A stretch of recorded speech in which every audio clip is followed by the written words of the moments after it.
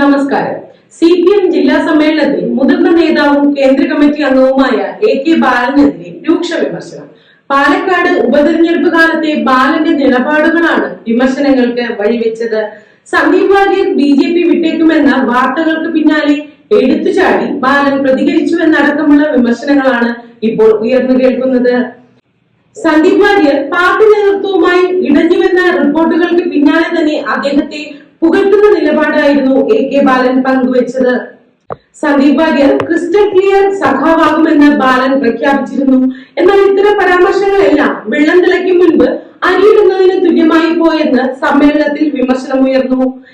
ഈനാമ്പേച്ചി മരപ്പെട്ടി പരാമർശങ്ങളിലൂടെ ബാലൻ പാർട്ടിയെ ജനങ്ങൾക്കിടയിൽ പരിഹാസ്യമാക്കി.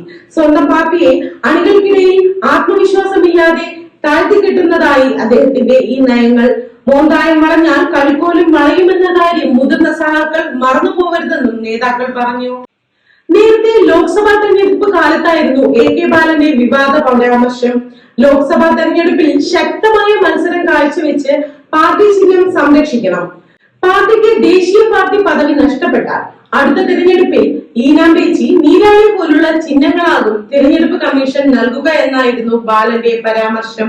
അതേസമയം എലപ്പള്ളിയിലെ ബ്രൂവറി അനുമതി നൽകിയത് സംബന്ധിച്ചും CPM പാലക്കാട് ജില്ലാ സമ്മേളനത്തിൽ ചർച്ചയുണ്ടായി.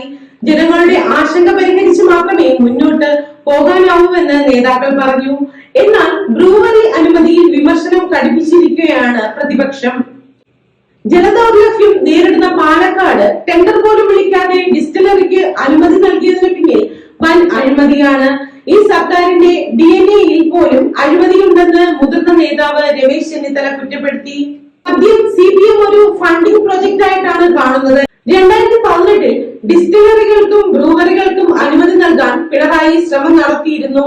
അദ്ദേഹത്തിന് താല്പര്യമുള്ള കമ്പനികളെയാണ് അന്ന് തെരഞ്ഞെടുത്തത്. പ്രതിപക്ഷം അന്നുയർത്തിയ കനത്ത എതിർപ്പിനെ തുടർന്ന് സർക്കാർ കണ്ട വഴി ഓടിയതാണ്. ഇപ്പോൾ മന്ത്രിസഭാ തീരുമാനം വഴി പിൻവാതിലിലൂടെ ഓയാസിസ് എന്ന കമ്പനിയെ തിരികെ കയറ്റാനാണ് ശ്രമം. ഈ കുപ്രസിദ്ധ കമ്പനിയെ എന്തടിസ്ഥാനത്തിലാണ് തിരഞ്ഞെടുക്കുന്നത് എന്ന കാര്യത്തിൽ സർക്കാർ ഒരു നയം വ്യക്തമാക്കണം. 2018-ൽ ഡിസ്റ്റിലറി വിഷയത്തിൽ പ്രതിപക്ഷം അഴിമതി ആരോപണം കൊണ്ടുവന്നപ്പോൾ നനയാതെ വിഴുപ്പ് ചുമക്കുന്നു എന്നായിരുന്നു പിണറായിയുടെ മറുപടി. ഇപ്പോൾ നനഞ്ഞുകൊണ്ടാണോ മിസ്റ്റർ പിണറായി നിങ്ങൾ വിഴപ്പ് ചുമക്കുന്നത്? ഉത്തരം വേണം. കാരണം ജനങ്ങൾക്ക് അറിയാനുള്ള അവകാശമുണ്ടെന്നും ചെന്നിത്തല കൂട്ടിച്ചേർത്തു.